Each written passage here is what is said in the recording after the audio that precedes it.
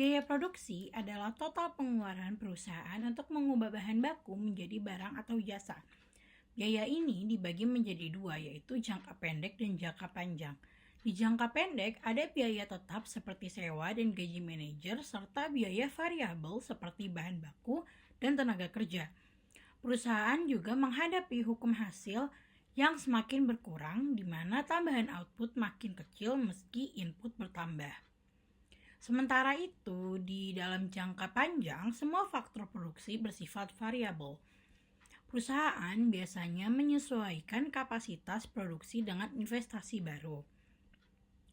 Jika produksi meningkat dengan efisiensi tinggi, perusahaan mengalami skala ekonomi, tetapi jika terlalu besar, biaya bisa meningkatkan akibat disekonomi skala. Memahami biaya produksi membantu bisnis menentukan strategi yang tepat agar lebih efisien dan menguntungkan.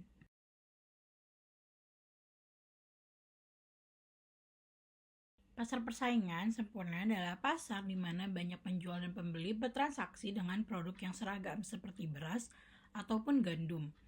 Di pasar ini tidak ada satupun penjual atau pembeli yang bisa mengendalikan harga.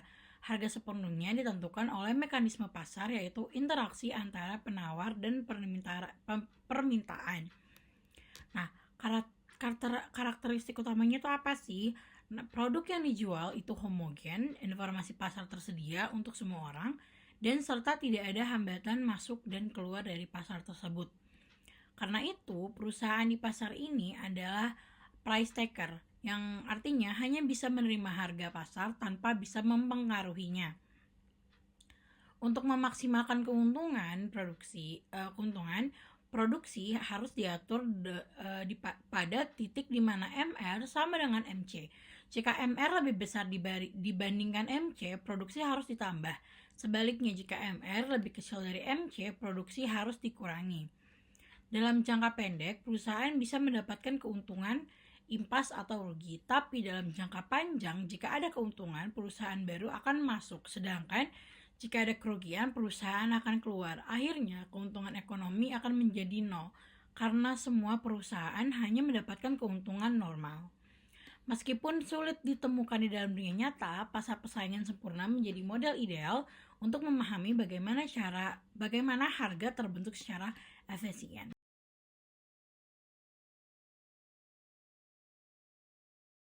Dalam jangka panjang, pasar persaingan sempurna mencapai keseimbangan ketika tidak ada lagi insentif bagi perusahaan untuk masuk atau keluar.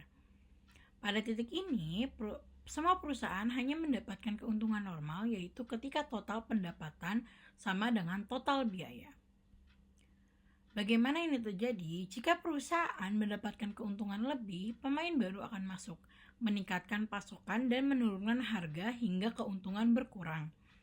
Sebaliknya, jika perusahaan merugi, beberapa akan keluar dari pasar, pasokan akan berkurang, dan harga naik hingga tidak ada lagi kerugian.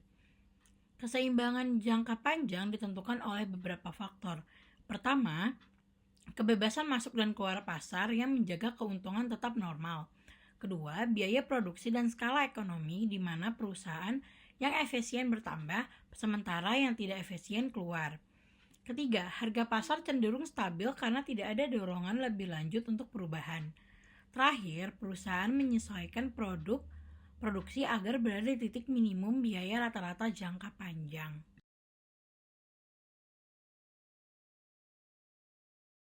Pasar monopoli adalah ketika suatu perusahaan menguasai seluruh pasar tanpa pesaing. Perusahaan ini memiliki kendali penuh atas harga dan output karena tidak ada alternatif bagi konsumen. Karakteristik utama pasar monopoli itu apa? Yaitu hanya ada satu penjual sehingga perusahaan bisa menentukan harga sendiri. Tidak ada substitusi dekat, konsumen tidak punya pilihan lain. Masuk ke pasar ini sulit karena hambatan modal, teknologi, dan regulasi. Karena tidak ada persaingan, perusahaan bisa meraih keuntungan supernormal dalam jangka panjang. Faktor yang menciptakan monopoli itu apa? Pertama, ada hak paten yang melindungi inovasi dari pesaing seperti obat-obatan tertentu. Lalu kedua, kepemilikan sumber daya langka seperti berlian dan De Beers. Ketiga, skala ekonomi besar yang membuat suatu perusahaan lebih efisien seperti PLN. Lalu keempat, ada regulasi pemerintah yang memberi hak eksklusif seperti Pertamina di distribusi BBM tertentu. Nah, contoh perusahaan monopoli lain yang selain The Bears PLN itu ada Google, di mana dia mendominasi pencarian online global saat ini. Lalu ada Microsoft yang mendominasi sistem operasi PC pada era 1990-an. Dan masih banyak lagi.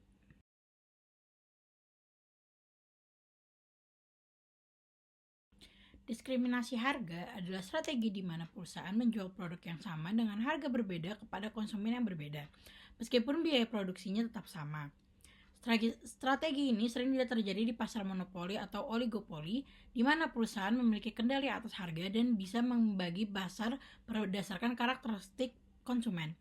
Pertama, diskriminasi harga derajat pertama, di mana harga ditentukan berdasarkan kesediaan membayar setiap individu. Contohnya lelang seni atau konsultasi dokter spesialis dengan biaya berbeda untuk setiap pasien. Kedua, diskriminasi harga derajat kedua, yaitu harga lebih murah jika membeli dalam jumlah besar. Contohnya paket internet, tiket bioskop, dan harga lebih rendah untuk pembelian grup. Ketiga, diskriminasi harga derajat ketiga, di mana harga berbeda untuk segmen tertentu, dengan tarif transportasi yang lebih murah untuk pelajar atau tiket pesawat lebih murah jika dipesan jauh-jauh hari. Strategi ini membantu perusahaan memaksimalkan keuntungan, tapi regulasi penting agar tetap adil bagi konsumen.